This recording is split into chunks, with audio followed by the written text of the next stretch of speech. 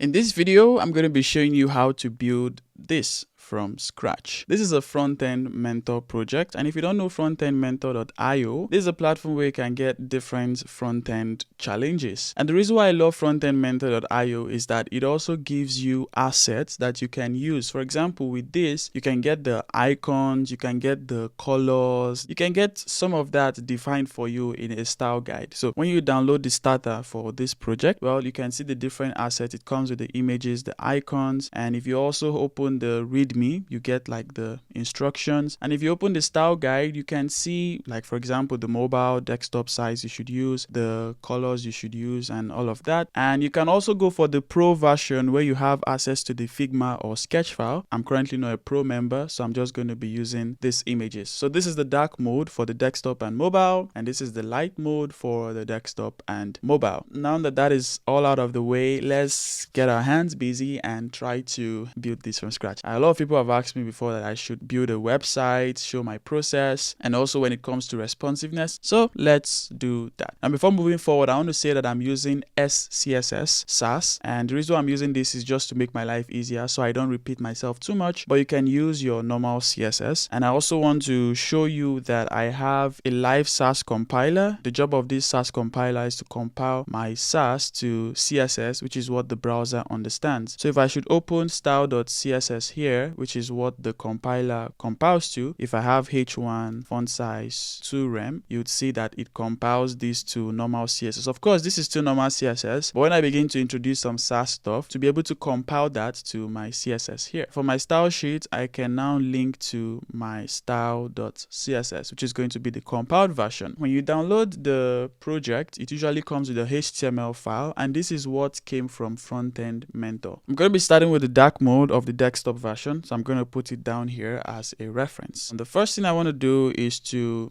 define my styles. So I'm going to open the style guide. Let me zoom out a bit so there is some space. And now for my style.css, I want to declare some variables. So I'm going to have mobile 375 pixels coming from here. This is how you create variables in Sass. If you wanted to create these variables in CSS, you would have to do something like maybe HTML. You have your custom property, mobile 375 pixels, but I'm just going to be using Sass. I have a video on CSS variables. I'm going to link it below so you can check it out. And then for the colors, primary green, and I'm just going to repeat the same thing for the rest here. Okay, so I've repeated this for the primary red, Facebook, Twitter, Instagram, and YouTube. And if we keep going down, there is still more stuff to do. So I'm just going to fast forward. Okay, I've done this for the dark blue and the light blue, and I have all of this here. Naming this was a bit hard. Font size for the heading is 14 pixels. Yeah, I can walk around the font size. And then for the fonts, we have Inter 400 and 700. So if I go to Google Fonts here, I have already selected the 400 and the 700, and now I can import this in my CSS. All right.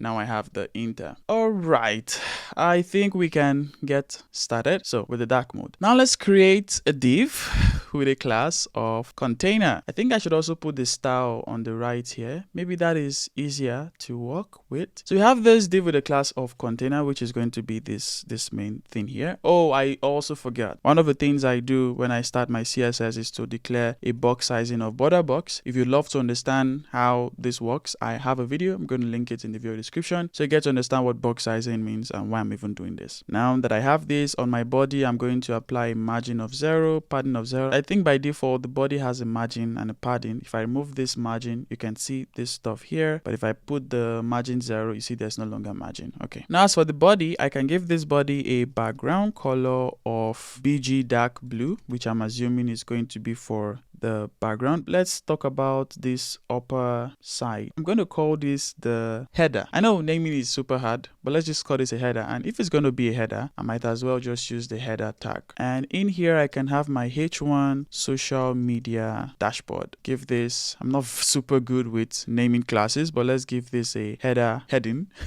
And then we have a span, which is going to be header followers, total followers 23004. Yeah, I think I can just comment the other things here. So we have this toggle here, and for that toggle, I'm going to have div header toggle, and here I have a span which has dark mode, and later on we would want to change this to light mode or dark mode depending on the current mode, but let's just keep it as dark mode. We're going to have this fancy checkbox, and I've created a video on this fancy checkbox before, so I think it should be easy for me to remember. Now for my CSS, the container is going to have a maximum width of, let's just start with 1000 pixels, and I'm going to position this at the center using 0 auto. So 0 is for top, bottom, auto is for left, right. I'm also going to give this a width of 100%. Let me make this 800. Well, it's really not doing anything yet. That begs the question, why? Am I suddenly forgetting my CSS? Oh, it's because I zoomed in. Yeah, I was like, why is it not at the center? Yeah, I zoomed in so much, and that is why it filled the whole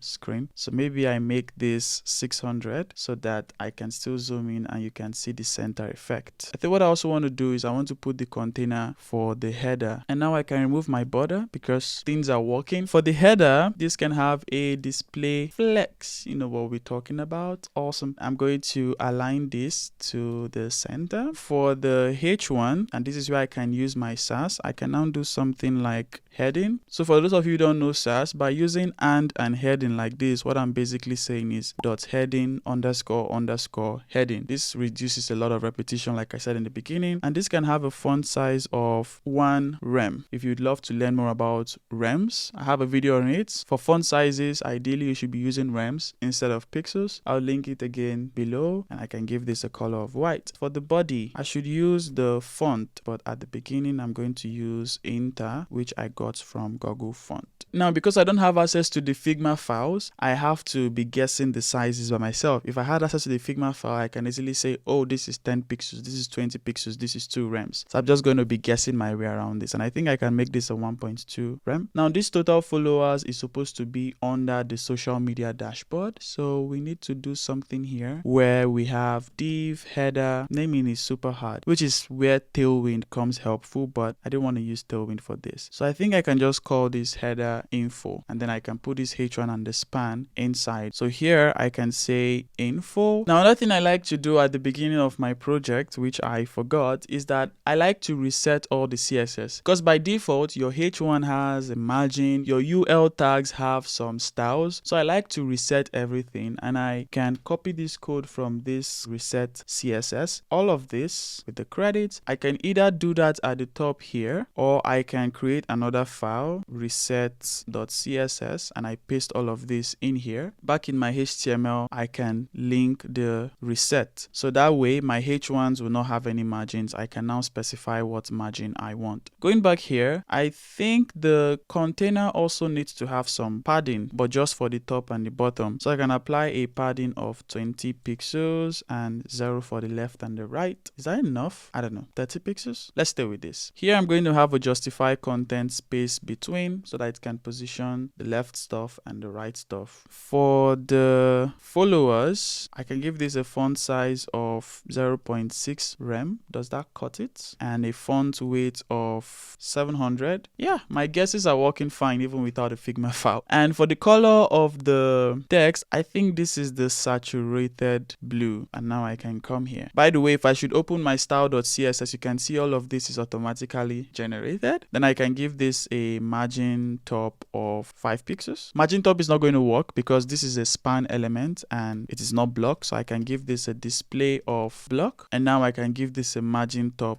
of anything I want and it moves down. But let's stick with 5 pixels. Now for the heading, I know I gave it a normal white, but is that what I'm supposed to be using? I think I'm supposed to be using this text white, which I believe is a normal white. Yeah, this is a normal white. Just for consistency's sake, I'm going to apply it here as text white. Font weight of 700 and boom, that is now bold. I think this should even be smaller. I think this should be 0.5 rem. I don't even know if it can go less than 0.5 rem. Let's just stick with this. For the dark mode, so I have this place here, which is, I'm still going to use my ampersand underscore, and then I have my toggle, and this, I'm going to call this header toggle mode, and for my input, header toggle input. input. And now I'm going to give this a type of checkbox. And this is where some interesting things are going to happen. I'm also going to apply a label, and this label is going to have header toggle label. Now, what I'm actually going to style to look like this is going to be the label. But this label is going to have a for attribute which points to the toggle input. And for this attribute to be associated with this input, I need to give it an ID of toggle input. And great, I can now close this. I'm going to leave it empty. So now for the toggle, what I want to do here is style my label. So I can use the ampersand again and have label. So this is going to translate as dot header with the toggle, then with the label. So this label is going to have a width of, it's really hard to guess stuff though, and a height of 30 pixels. And it's going to have a background. I remember declaring a background at the top here, toggle dark. And here I have my toggle dark. I'm going to have my border radius of 30 pixels. Let's start from this. All of these are just guesses. And why is my label not showing? Well, because I don't have a display of block, so the width and height doesn't work. That didn't solve the problem. I have my toggle dark where I have my linear gradient, and linear gradient goes from this to this. Well, this is where I have to do some inspection because now I am not sure what's happening. So this background is not applied. It's invalid. And this is where I do a Google search because apparently I've forgotten how linear gradient works. Yes, MDN. Oh, I don't need the toe. All right. Take away the toe and boom. So because I copied this directly from the style guide, the toe was messing things up. All right, we're back on track. Thanks, MDN. See, MDN, Google, Stack Overflow, ChatGPT, all those tools comes in handy a lot. I mean, we're just spending so much time on the header here when there's still so much work to be done. Now, next thing I'm going to do is for this input, I'm going to say when this input is in the checked state, which means when you check it like this, I'm going to select the label and do something. Now for this label, I'm going to have an after pseudo element. I'm going to have my content, width 25 pixels, height 25 pixels. Don't worry, you'd soon see what I'm doing. That's if what I'm doing even works. Then I have my background color, and what is this color here? I think this color is also pointing to this BG dark blue. I hope. My label is going to have a position of relative. I can do my position absolute, put this top 0, left 0. Yep, that's my little box right there, and I can put the border radius of 50%, so it's a cycle. Yep, I think I should make this smaller. This looks really big, and I can move this by 3. Does that affect things a lot? Okay, great. Now what I can say is that when the input is checked, I can select this label. I'm selecting the after pseudo element. I think I should put this down because the order might matter. And I'm going to give this a left of 30 pixels. So that way, once you click on the input and it's checked, nothing happened. Why? Oh, I hate when this happens. Oh, yes, sorry. So when you have it like this, it's going to select the label if the label is a child of the input. But now by introducing this is going to select the label sibling of the input. And in our HTML here, the label comes after the input. So the label is a sibling that comes after the input. And now when we do this, we now have this, and I probably want to make this 28 pixels. So if we do this, maybe 27. I'm playing around with values here because there is no Figma. Don't blame me. So if I check it, it goes like this. If I uncheck it, it goes back. And now I can add a transition here on the left property for 300 milliseconds. And now if I click on this, oops, we go there, we go there. But then another thing I want to do is I want to make the input, I want to make it have a position of absolute. And in fact, I want to turn off the visibility, hidden. Yeah, and now the input is going to be invisible. And what this means is that even when I click on the label itself, you can see that the input is still checked. Now, let me put the visibility. See that when I click on the label, the input is checked and unchecked. That is because the label is associated with the input. So now I can hide this, and yeah, now we have this. Now for the toggle, this is also going to have a display, flex, align items of center, and the label is going to have a margin left of 10 pixels. For the toggle mode, don't forget the classes. This should have a font size of 0.5 rem. I don't even think it can go down to 4.5 rem. Font weight of 700, a color of, I think, think it's the same thing with the followers. So I'm just gonna get this and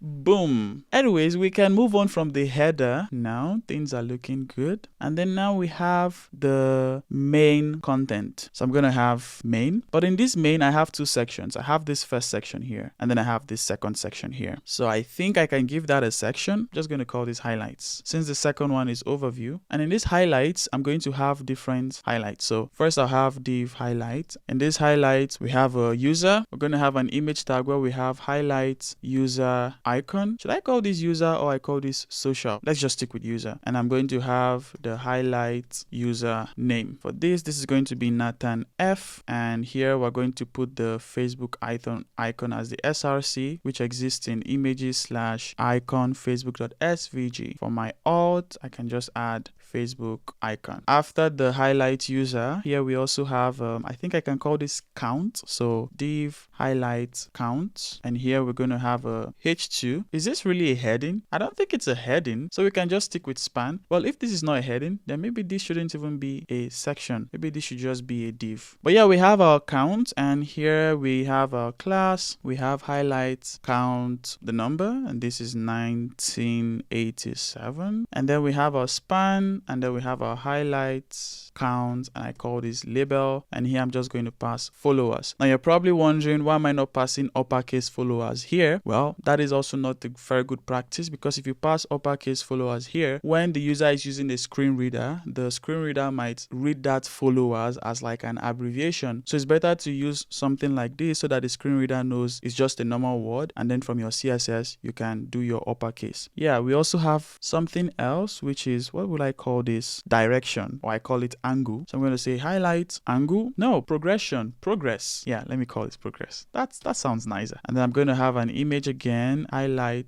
progress icon, and this is images/icon up. I like FrontendMentor. They provide all of that for you. And for the alt, I'm just going to say icon up. And then I have a span, highlight, progress, label. And here I'm going to have 12 today. Wow, all of these just for the first card. Well, you can also see that these different cards have, this one has a blue at the top, blue Instagram gradient, and this one has YouTube. So another thing I can do is that for each highlight, I'm also going to pass what type of highlight it is. So in this case, this is a Facebook highlight. And if you're probably wondering what convention this is for my CSS classes, this is BEM, block element modifier. It's not like I use BEM strictly, but I try to use it as much as I can. So by using this Facebook, I'm like modifying the highlight. Facebook is not like a new element, it's just like a modifier of the existing highlight block. Now I have all of this for this highlight, and I'm just going to fast forward and duplicate this for the 3 other cards. All right, now I've duplicated this. Another thing I want to do is to add a modifier for this progress. So for the first progress, this is up. So I'm going to have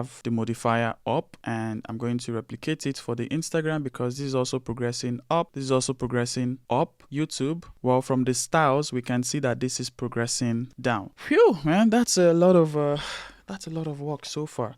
I can now leave this header block and I can go to the highlights block. Well, I can also have highlights where I have a display of flex, or you know what? I want to use grid because I love grid. Grid, template, columns, repeat, and I need 4 columns, each of them 1 FR, and I want a gap of 20 pixels. One more thing I need to do is for these highlights, I need to put the class of container so that it fits well with my header, since both of them are sharing the container class. For each highlight, where do we even begin? First, we're going to have highlight user, and this is going to be display flex. You know how we roll. The user and the progress are going to have a display of flex, so I don't repeat myself. And for the highlights, we're going to give this a padding of 20 pixels should work. Yeah, let's just stay with this. And then this will also have a display flex, justify content center, align items center, so everything is positioned at the center. I'm going to change the direction of this to column, the other way around. Now for the user, the image or the icon is going to have a width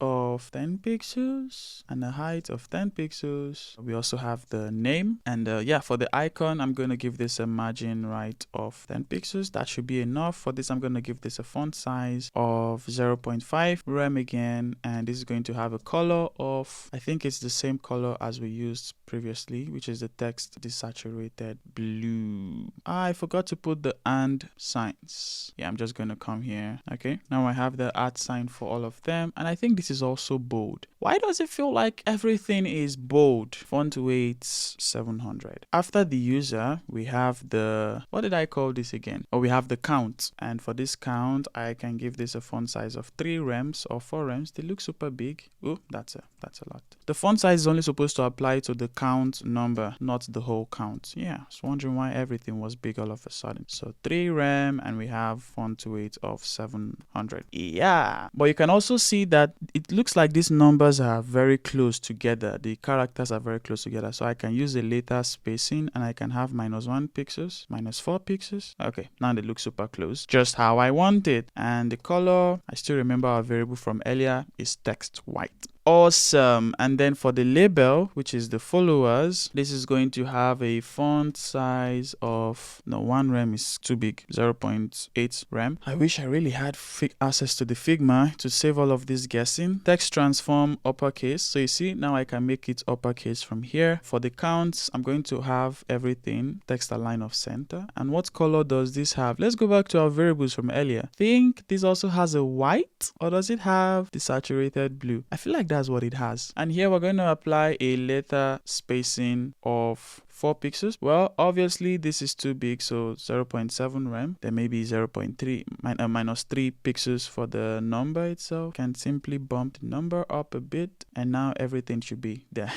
Awesome. And let's go to the progress. So for the progress also has an icon, which I'm going to give a width of 5 pixels and a height of 5 pixels and a margin right of 3 pixels. This is going to have a color of, please tell me there was a green. Yes, there is a primary green, color primary green, which is going to be applied to the text actually. Then here I can have the label, and this should have a font size of 0.6 rem. Does that do justice? I think it does. I don't think it can go any lower than this. What about 0.5 rem? Yeah, I don't think it can go any lower. Then we have our font weight again of 700. Here we're going to have display flex, align items, center. Another thing I need is the spacing. So for the spacing, I can simply say that the count should have a margin top and bottom of 30 pixels, but it doesn't have a margin left and right. And that way it pushes it a bit. Maybe 30 is too much. Let's stay with 20. Looking good. But the highlight also has a background color, and I'm assuming the background color is going to be BG grayish blue. Nope.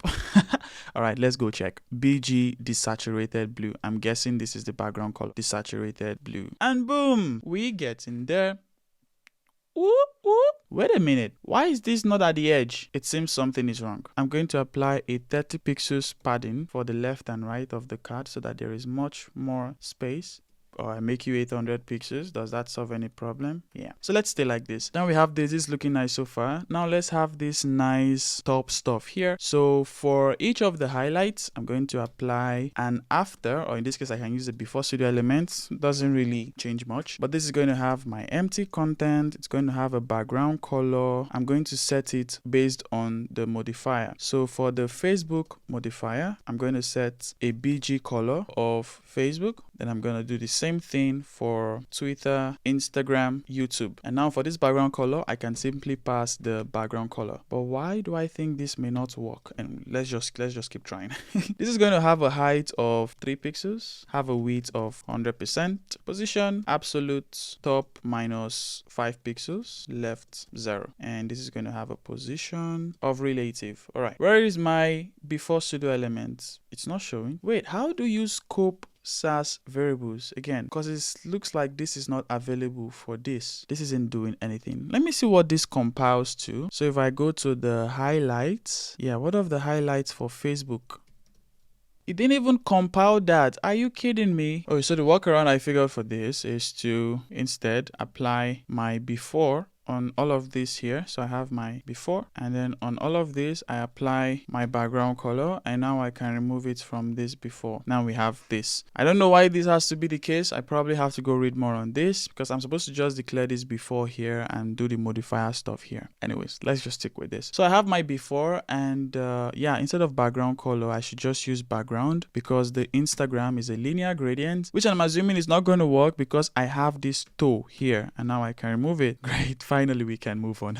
Let's give this a height of 50 pixels, but this should be at the back of the card. Sorry, -1. Yes, great. And this has a top of 5 pixels, and now we can give this a border radius of 10 pixels should work. Let me even bring this down a bit so we have 3 pixels, and now we have something like that. Apparently this border radius is a lot, so 5 pixels should do the trick. Now we have something like this. Isn't it looking nice? I think the highlight needs more margins, so that's going to be the count actually. So I'm going to give this 25 pixels so that our cards are a little taller. Actually, there's something else we need to do. So in our highlight progress, we also have highlight progress up, and as well we have highlight progress down, and we actually put this highlight progress down in the wrong place. This is supposed to be, let me expand this, this is supposed to be here. So what I can do is when I come here, so this color is supposed to be for the up. So for the up, this has a color of primary green. For the down, this has a color of primary red. And now we have green, green, green, red. Our social icons are really small here. So let's bump these up a bit to 15 pixels. Great. And this margin right is probably a lot, so 5 pixels. And they should also have a display of flex and align items of center, so things are center position and they're looking nice. Now I'm going to take a pause here, change the battery of my camera, and we can continue. Moving on, we can now have the second section. So after this highlights, I'm going to give this a section, and in this section, overview. And here I can have my H2 where I have overview today. What am I going to call all of this? Items, stats, stat. Yeah, I'm going to call it stat, like statistics. So I'm going to have div, and I'm going to have stat, which is statistics. I should probably name this better, but let's just stick with something short. And then I have the top and the bottom. So I'm going to call this stat top, and then I also have stat bottom. And for stat top, this is going to have the label, span, stat, label, page views is the first, and we have img stat icon, which is still going to be images Facebook. And for the stat bottom, first thing you have is the stat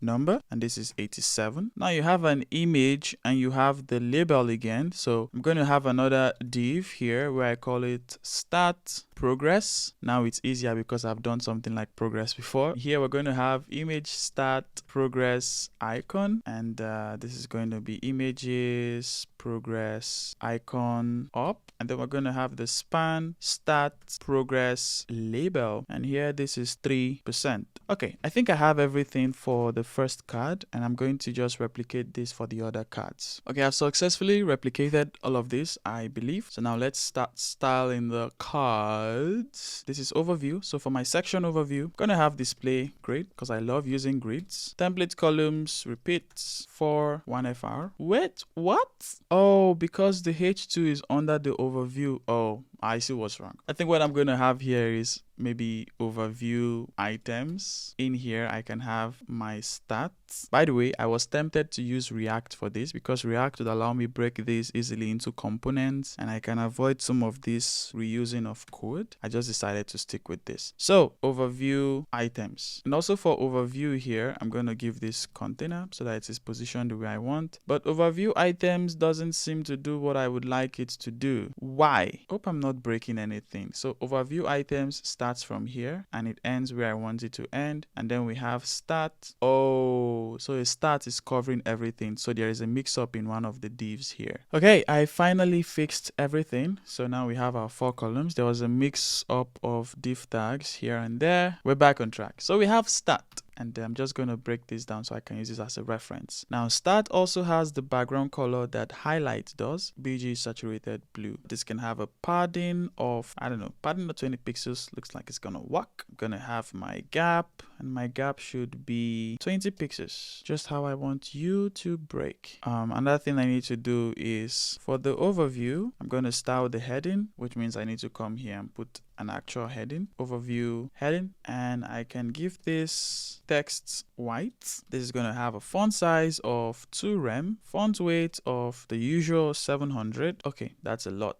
1.5 rem then. Looks better. And overview items is going to have a margin top 20 pixels. Probably 25 pixels should be much better. Right, now we have this and we can proceed. So this is the start. If you remember, we have top and we have bottom. Now, as for top and bottom, just gonna give both of them display flex and justify content space between. As for the top, I'm gonna give this an align items of center. But as for the bottom doesn't have align items of center. Instead, it has flex end. You notice that the two data here are at the bottom, the flex end. Now that I have this for my bottom, I want this bottom to have a margin top of 20 pixels so that there is some space to breathe. Like, give me some space to breathe. For this top, I'm going to have, so what do I call them? I call them label and icon. For the start icon, this is going to have a width of 25 pixels or 20 pixels, height of 20 pixels, 15 pixels perhaps. Yeah, that looks smaller. The start label has a color of, and I think it is still the text saturated blue. All of this has a font weight of 700 as usual. We have a font size of 0.6 rem. Oh yeah, I missed my semicolon here. Now let's move to the start number. So as for the start number, this has a font size of, this looks like 2 rem, color of text white, font weight of, you know the drill, 700. Okay, I think this 2 rem is a lot, so probably 1.6 rem. Looks good, but I think this heading needs to have a smaller rem, so 1.3 rem. All right,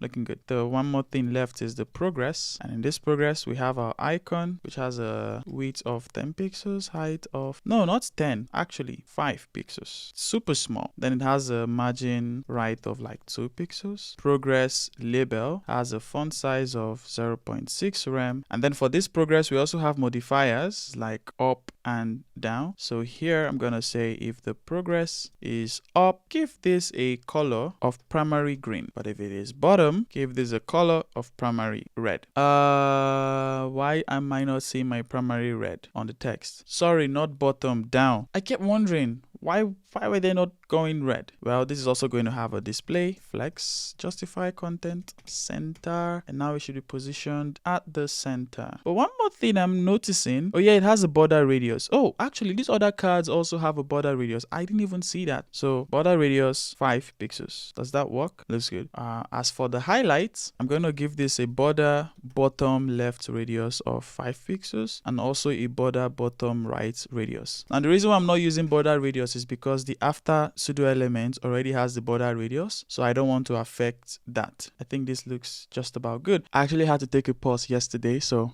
we're back today. Now, one thing you notice is that, I don't know if you're seeing it, you can see that these boxes, they are not the same widths. It feels like this one, and this one are the same width, but this one looks smaller. But we have one FR for 4 columns, so why are they not having the same widths? Well, one thing I just learned today, actually, I did some research, was that when you say 1FR, the grid tries to create 4 columns, right? And it tries to put the contents in the available space. Now, 1FR is the same thing as saying min max auto 1FR, where the maximum is 1FR and the minimum is auto. From what I understand, when you use auto like this, if the cards have different contents that might make them have bigger sizes or smaller sizes, for example, in this case, you see these numbers are long, so it's going to expand the element. I can even make this more obvious. I'm just going to try to explain this from what I understand. So for 1044, let's say I add 55 here. Exactly. Now you can see that because this has more content, it's going to be larger, and then the grid finds it difficult to just apply 1FR for everybody. So at some point, the grid is going to apply auto, and auto in the sense that some cards might be bigger, some cards might be smaller. Now, how do you ensure that all cards stay the same? Remember I said all of this is the same thing as plus 1 FR. So now we can use 0 here. So 0 is the minimum, 1 FR is the maximum, and this way we are telling the grid container, don't make the width automatic. I want everything to have the same columns. And now you can see that this second card is now struggling because everything now has the same width. So now I can change this back. See, that's why so when you build projects, you get to learn a lot. I never knew this until I was building this project and then I saw this. So anyway, that is working. And I think for these cards here, they all have the same width. So I don't need to repeat this. But just to be safe, I can go to overview items and I can repeat the same thing here. Like I said, this is just to be safe. This way, you're ensuring that the grid does not apply automatic width, but everything has the same width, even when you reduce and when you increase. All right, now that we have this, what next? I think that's all. Okay, there's one thing left. You can see this progress here is not aligned center, and I'm going to fix that. I think that is progress. Oh, I use justify content center instead of align items center. My bad. Now that should fix it. Great. One more thing. I just saw it. I don't know if it's very obvious, but you can see that the gray here is lighter than the gray here. This is like a darker gray and this is a lighter gray. I'm not sure if you really notice it, but yeah, let's fix that. And the question is, how do you fix that? Okay, I think I want to apply a before pseudo element on the body. Actually, I'm going to apply a before pseudo element on the body, so I can have before. I need my empty content, else this before pseudo element is not going to work. By the way, if you want to learn more about before and after pseudo element, I have a complete video on it. I'll link it below. In fact, I would link several relevant videos that can help you understand the different things I'm doing in this tutorial. All right, I have my content. This content is going to have a background color off, and I think the background color for this is top BG dark blue, and this is going to have a width of 100%. It's going to have a position absolute. Why does this keep selecting inherit for me? It's going to have a top of 0, left of 0, and a height of, let's just say 300 pixels. Now that's a lot. Let's do 200. And this is going to have a position of relative so that the absolute can stay on it. And now my heading is gone. What about z index -1? Sorry, -1, not 1. I don't even know if this card is working. You know what? Let's put the background color of red so that we're sure of what we're doing, because the colors are so, yeah, look at the color there. I knew the color would be there. I knew it. So let's make this height 230 pixels, and I think that looks balanced. Nice. And now I can move my background color red, and now I have this. The color is so transparent you almost don't notice. Am I using the right color at all? I need to open the style guide. Yeah, this is the color HSL 2321915. 2321915. Yeah. Anyways, this is supposed to be the color. I don't know if it's super obvious. Maybe I can boost this a bit. I don't really know how HSLs work, so I'm probably going to ruin this. Yeah, I knew I was going to ruin it. Maybe if we make it 25, it's a bit obvious. Maybe if we make this 20, it's a bit obvious. Sorry, I'm not following the style guide, but I just want to create something obvious. Maybe 17. Okay, I think 17 does the trick a bit. I think you can see a bit of that background color, right? Anyways, let's just move on. So we are done with this, and the next thing we want to do is the mobile version. So this is the mobile version. Now what I want to do here is to, let's do some responsiveness. Now there are different ways you can approach responsiveness. You can do media queries, you can do several things, but I'm going to play around some tricks in CSS Grid. All right, so yeah, things are getting really squished here. All right, I want to open this here, and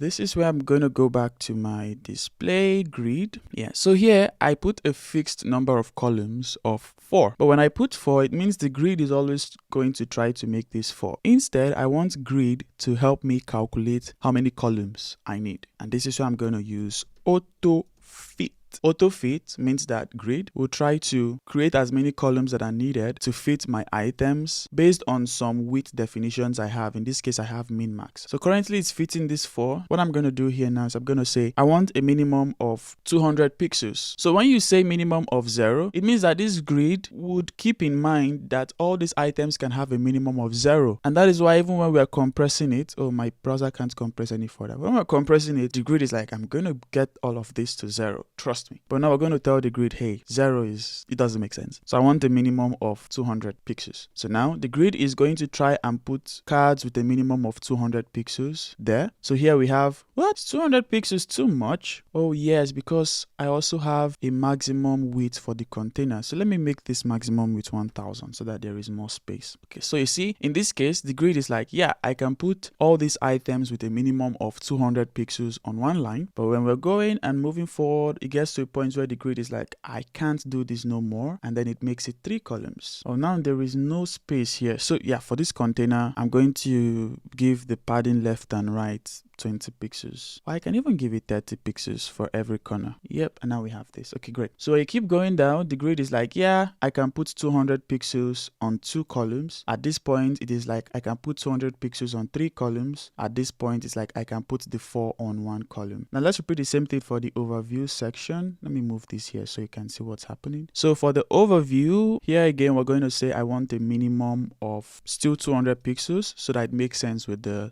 stuff at the top. It's trying to do 4 columns, and that's why it's overflowing. So let's put auto fit again so that we hand over the calculation to CSS. So CSS now has calculated 2 columns for me. Thank you so much, CSS. Let me zoom in just to create the impression of a smaller screen. So if I zoom in now, you can see that it gets to this point where the CSS grid now puts everything on 1 column. And now we have this. Let me even zoom in a bit further so it looks more like a mobile version. Well, one thing is missing. If I open our design here, you can see that this is at the top and this is at the bottom for the mobile view. So yeah, let me zoom out. So what we're going to do is, yeah, at this point, everything can still stay on 1 line. But when we go to the heading, so here in the heading, this is the heading, right? This all can use our max width, and we can pass the mobile variable that we declared at the top. This is a global mobile variable. And on here, wait, I'm not in the right place. This should not be heading. So for this info, remember the info block is what is holding the heading and followers. So for this info, I can give this, I think I can give this a flex of 1. I need to also put my flex wrap, because even if it has a flex of 1, it's still going to put everything on 1 line. So when I zoom in to a point where it becomes max width 375 pixels, you can see that one now comes down. But if I go back, it stays at the top. When it comes down like this, for the toggle, you know what? I want to put this media down here below the toggle. Yeah, so this is the toggle. So I want to put this down here. Then I can say info. So the info has a flex of 1. I don't even need a flex of 1. Yeah, since I already have a flex wrap, it's going to wrap when it cannot put everything on 1 line anyways. Yeah, so I don't need the flex of 1. But in this case, it means I'm not even paying attention to this mobile, because I'm just letting the flex handle when it should wrap to the next line instead of deciding that myself. So instead, I'm just going to style the toggle. So for the toggle, this is going to have a justify content of space between. So if we zoom into this point, why is my space between not working? With 100%, that doesn't do anything. Oh, because it's still waiting for the it's still waiting for this max width. That is why. So if I zoom in to create the impression of a 375 pixels mobile, now we have this. So yeah, it needs to have a width of 100%.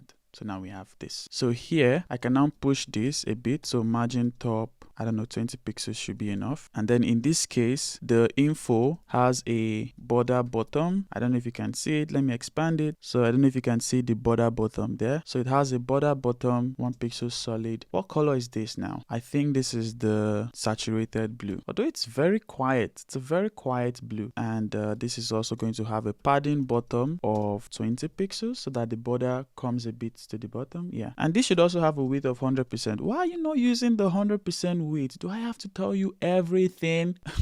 And actually, there's one thing we missed. Going back to our toggle, this after pseudo element shouldn't have the BG dark blue. It should actually have the BG saturated blue. Yeah, more like it. And then I give this a cursor of pointer. No, the cursor of pointer should stay on the label. Yeah, now we have this pointer, then we have this, and now we have this. And I think we are good to go. Everything is looking nice. When you expand this, I can close this now. When you expand this, you have this like this. Now let me zoom out to 100%. So this is how it looks on normal 100%. And now let's do the mobile responsive. So for my dev tools here, I can click on this responsive here, and now I can control this. So when it is like this, the grid is calculating everything. Now when it gets to 375 is the mobile. You can see how this spreads, and now we have this. But these don't make sense. See, when it is like this, because it's not yet 375, the flex positioned it below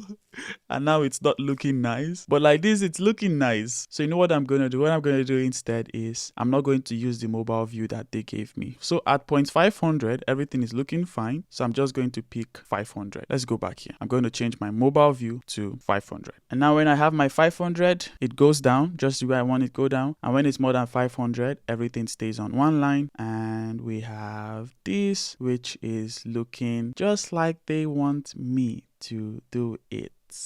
So the next step, we're supposed to do a light mode, but I'm going to do that in a part 2 of this video. I hope you enjoyed this tutorial. This was a super long tutorial. I was thinking I was going to do all of this in less than, I don't know, 40 minutes, but this is almost getting to 2 hours before editing. But I hope you get to learn a lot from how I would approach responsiveness when building websites like this, and as well as the different CSS tips that I use. Like I said, I'll share the helpful video links in the video description so you can learn about before, after, pseudo elements, this input toggle. I'm going to have all those links below, and stay tuned for part 2 where we do the light mode version of this. Please give this video a like, share with others, subscribe for more videos like this, and also let me know in the comments if you'd like to see more tutorials like this.